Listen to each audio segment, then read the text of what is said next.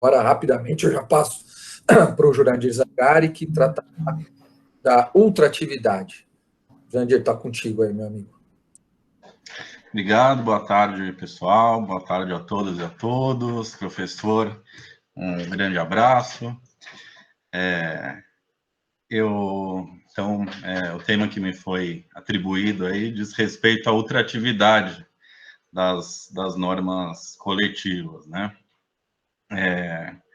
Não é um tema novo, realmente, como o professor estava falando aí na reunião anterior, né? Não é um tema novo, aliás, é um tema que já tem uma discussão bastante grande, mas é um tema bastante polêmico, né? Então, a gente verifica que no decorrer do tempo, desde da metade até do século passado aí, nós temos essa discussão e realmente uma gangorra interpretativa para um lado ou para o outro para reconhecer a ultratividade ou não, né? Então, na prática, né, a gente vê que quando a gente participa de negociações, né, categorias que já têm, né, um costume de anualmente fazer esse trabalho e se encontrar, né, para negociar determinadas cláusulas, você não vai, de repente, abusar de um direito que você tenha e, de repente, forçar uma barra, sendo que no ano que vem a gente não sabe a expectativa que pode advir, e também você fica vinculado ali, como um vizinho, né? Quando um vizinho faz uma festa, você não vai tomar uma atitude mais enérgica, sendo que ele vai continuar morando do seu lado durante anos. Então, nessa questão da ultratividade, a gente viu, né, que no decorrer do tempo a gente teve períodos em que houve o reconhecimento da ultratividade e períodos que a ultratividade ela foi rejeitada. Mas, tanto de um lado, tanto com uma interpretação como com a outra, eu verifico que na prática talvez tenha tido esses abusos que eu comentei, né? Então, quando era reconhecida a ultratividade, a gente via que muitas vezes sindicatos profissionais chegavam para negociar e se não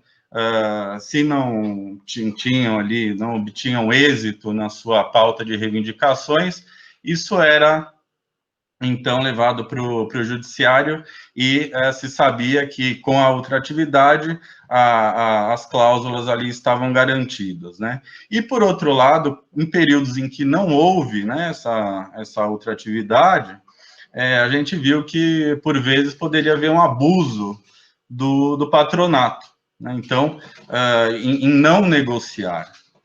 Então, ainda que não seja nova a matéria, a gente pode jogar luz sobre o tema e pensar em algo que realmente possa vir a melhorar o sistema, né? Então, talvez não seja a questão discutir se a ultratividade deva ou não permanecer, mas sim regulamentar o procedimento da negociação, para que se evitem os abusos, e não propriamente se a ultratividade deve prevalecer ou não. Então, eu fiz uma apresentação que eu vou tentar compartilhar aqui com vocês, mostrando um pouco do histórico da questão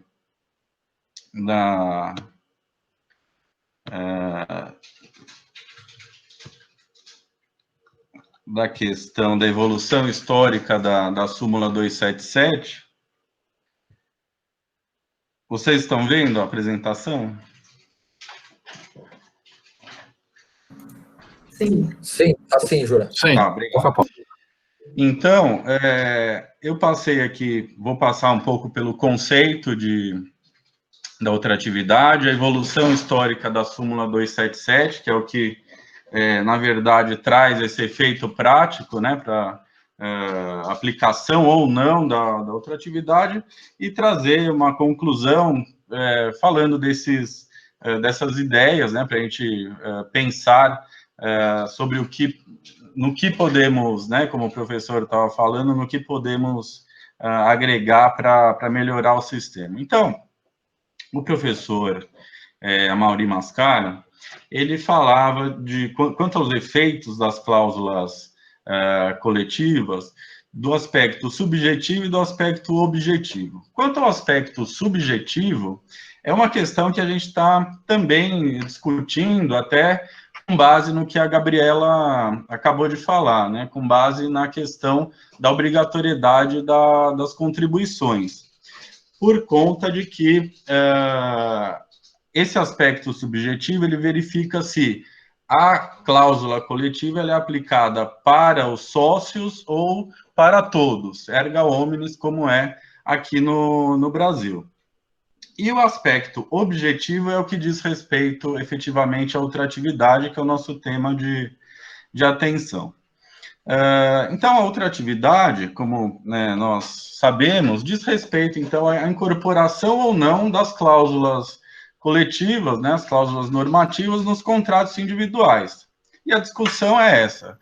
Após cessada a vigência do acordo, da convenção coletiva, a cláusula continua produzindo efeito, né? Então, três correntes aí se apresentam, segundo apresentava o professor Amaury, né? Então, uma que diz respeito à incorporação, então, por ser um direito adquirido e pelo princípio da prevalência das melhores condições, das condições mais benéficas, desculpem, no contrato individual, então, isso era incorporado ao contrato individual. Temos, por outro lado, a corrente da não incorporação, então, prevalecia, então, o negociado, né? O negociado valia como lei, o princípio da pacta sunt servanda. E também um outro argumento que fundamenta essa corrente é no sentido de que há um desestímulo à negociação o fato de haver a incorporação das cláusulas ao contrato individual. E, como sempre no direito, há uma terceira corrente mista em que fala que depende do tipo da cláusula. Então, ele apresenta cláusulas obrigacionais, que são compromissos entre as partes, e essas ele fala que não se incorporam ao contrato individual, e cláusulas normativas. Então, ele dá exemplo da questão dos adicionais de hora extra. Então, fala que, no caso do adicional de hora extra, como a cláusula tem uma determinada vigência, ela só vale enquanto for determinado o prazo. E, por exemplo, um adicional por tempo de serviço, onde, então, aquilo se incorpora no contrato individual. Então, alguns modelos são trazidos aí em relação à ultratividade, a da permanência incondicionada e da condicionada.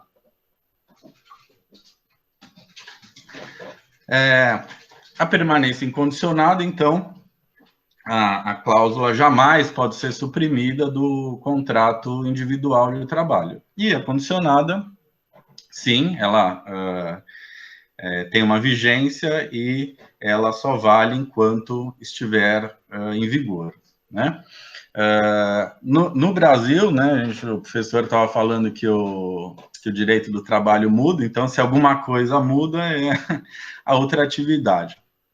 Nós tivemos períodos em que havia o entendimento que a ultratividade prevalecia, então era amparado nos artigos aqui referidos, né, o 444, 468, 619 e 622 da CLT. Né? Então, 444, né, as relações individuais devem, aí, são objeto de livre estipulação, mas deve observar os contratos coletivos. O 468 também, com relação às alterações, proibição das alterações em pégios, o 619 também, a observância dos acordos e convenções em relação aos contratos coletivos, e o 622, que fixa a multa para não observância de acordo ou convenção coletiva. Então, nós tínhamos esse entendimento amparado, né, na lei, a doutrina também era nesse sentido, inclusive o professor Magano, trago aqui um trecho de um escrito dele, também Délio Maranhão, no mesmo sentido, falando pela incorporação aos contratos individuais, a jurisprudência também, aqui, prestigiando o Tribunal do Marcelo, aí, uma jurisprudência de 85, que também era nesse sentido. Então, tanto a lei como a doutrina e a jurisprudência entendiam pela ultratividade, até que veio, então, a súmula 277, em março de 88, que, então, colocou uma interpretação totalmente divergente do que se praticava até então, né? Então, amparada aí, né, na questão, na previsão, né, do artigo 868, parágrafo único, o TST, então, fixou o entendimento de que as condições de trabalho alcançadas por força de sentença normativa vigoram no prazo assinado, não integrando de forma definitiva os contratos. Então, havia um entendimento que privilegiava a ultratividade, e depois se passou para um entendimento totalmente aí antagônico. Então, a interpretação também foi estendida aos acordos e convenções, porque aqui, inicialmente, a súmula 277 se referia às sentenças normativas, foi estendido também para acordos e convenções, né? E até então que veio a Constituição de 88, né? Que no artigo 114, parágrafo 2º, se fez referência aí às questões ao respeito, né, das disposições convencionais e legais mínimas de proteção ao trabalho, né? Posteriormente, houve a lei aí de política salarial, que foi a lei 8542, que no parágrafo 1º, artigo 1º, parágrafo 1º, também previu expressamente, aí sim, a ultratividade, né? Então, falando que somente poderia haver, né, a supressão de direitos já garantidos por normas coletivas por outro acordo posterior, né?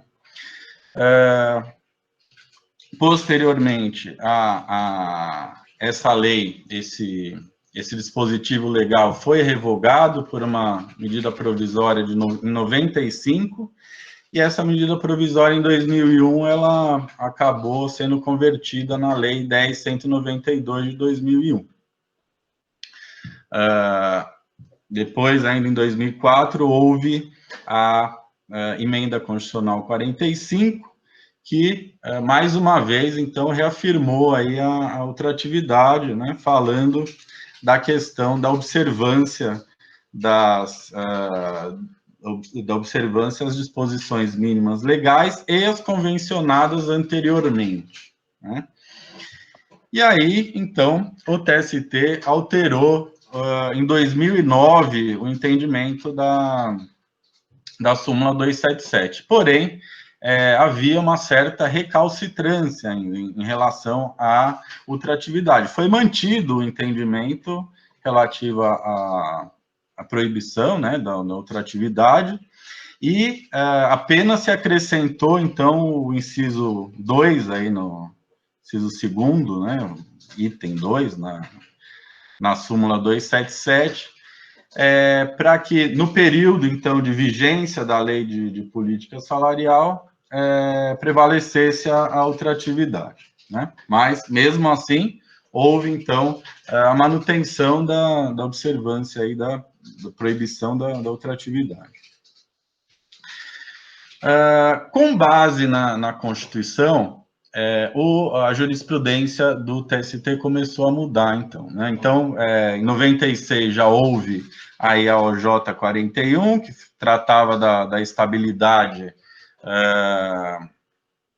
por doença, mesmo após extinto, né, extinta a vigência do acordo coletivo, e o precedente normativo 120, que também falava, ou fala ainda, né, sobre a possibilidade de manutenção das normas convencionadas até que outra venha, e limitada ao prazo de 4 anos. E em 2012 começou, então, um estudo acerca da modificação, então, do entendimento da súmula 277. E aí, um grupo de ministros chegou à conclusão de que a jurisprudência do STF, ela interpretava esse parágrafo 2º da Constituição Federal com base no artigo 142 da Constituição de 67. Então, que havia um descompasso entre o que a Constituição previu e a jurisprudência firmada na Corte. Então, aqui eu trago um dos acórdãos, né, do STF, em que havia amparo o entendimento anterior da súmula 277, então eles fizeram esse estudo e em 2012, visando aí, né, então um equilíbrio maior da negociação coletiva, né, com esse fundamento, o equilíbrio para que não houvesse anomia pela abstenção do patronato de negociar, então houve aí a reformulação da súmula 277 com a redação que ela é hoje, né, até que houvesse a suspensão. Então, se mudou novamente o entendimento, fixando, né, o entendimento de que as cláusulas normativas dos acordos ou convenções coletivas integram os contratos individuais de trabalho e somente poderão ser modificadas ou suprimidas mediante negociação coletiva de trabalho. Então, é isso que a gente, né, estava falando. Então, houve bastante aí modificação, uma gangorra interpretativa para esse ou para outro lado. Atualmente, né, então, quem defende atualmente está suspensa, né, como a gente vai ver, por conta de uma medida cautelar do ministro Gilmar Mendes, mas, então, quem defende a ultratividade, aqui, dispõe aqui de alguns argumentos, né, então, se calca na previsão constitucional do artigo 114, parágrafo 2º, fala que as condições mais benéficas integram os contratos, uma norma não pode suprimir, né, uma anterior, não se pode conceber a anomia, né, por conta principalmente da abstenção de negociação, e pela questão do não retrocesso social e jurídico, né? E há, lógico, quem critique, né, a ultratividade, né, o entendimento pela ultratividade. Nesse sentido, então, diversos autores, né, então, peguei alguns artigos, Robortella, até o Kaká também escreveu um artigo quando houve aí essa alteração da súmula 277, criticando no sentido de que há um ativismo judicial, que com a ultratividade há um enfraquecimento da negociação coletiva, se valoriza excessivamente os direitos individuais e que a noção de direito adquirido ela fica ampliada, né? Então, como eu estava falando, houve aí uma proposição de uma DPF, a 323, né, pela Confederação Nacional dos Estabelecimentos de Ensino, e em uma medida cautelar nessa ação, o ministro Gilmar Mendes, então, suspendeu, né, todas as ações que tratassem de ultratividade das normas. Então, por conta disso, a súmula 277 está suspensa. Então, mais uma vez, temos aí um entendimento divergente do que havia anteriormente. Com a reforma trabalhista, o parágrafo 3º, foi inserido o parágrafo 3º no 614, então, que veda a ultratividade. Então, voltamos também, do ponto de vista legal, a essa vedação, né? Do ponto de vista da jurisprudência, houve duas ADINs em que foram julgadas extintas por perda de objeto, né? Porque a ministra Rosa Weber, que era a relatora, argumentou que houve uma mudança do sistema desde que as ações foram propostas. Então, hoje há o comum acordo, conforme o artigo 114, e também há a vedação trazida aí da ultratividade pela reforma trabalhista, né? Então, recentemente, né, tivemos aí uma questão da ultratividade que foi inserida, né, na conversão da medida provisória 936, desculpa, em relação à manutenção dos acordos já firmados, né? Então, na conversão para a Lei 14.020, houve o veto presidencial dessa norma, com base aí na questão, justamente, também da dificuldade da negociação, do enfraquecimento da negociação coletiva, né? Então, para conclusão e para a gente, né, tentar discutir, eu cheguei à conclusão que não tem um sistema bom, nem o da ultratividade e nem o que veda a ultratividade. Como eu falei no início, eu acho que o que seria mais correto e a minha forma de, talvez, de contribuir com essa discussão,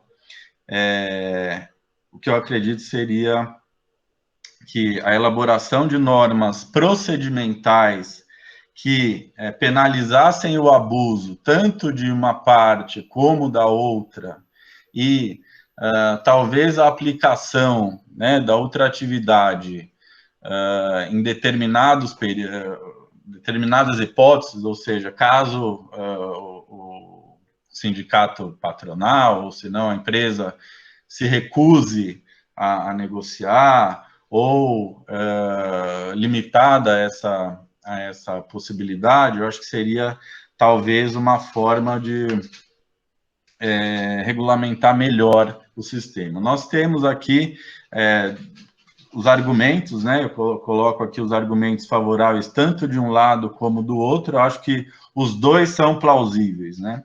Então, há um enfraquecimento sindical, como a gente tem visto e vai ver nos próximos painéis, né? A Gabriela também ressaltou bem isso, pela a perda da contribuição compulsória, terceirização, pulverização, enfim, a recusa, né, de determinados sindicatos em negociar, sabendo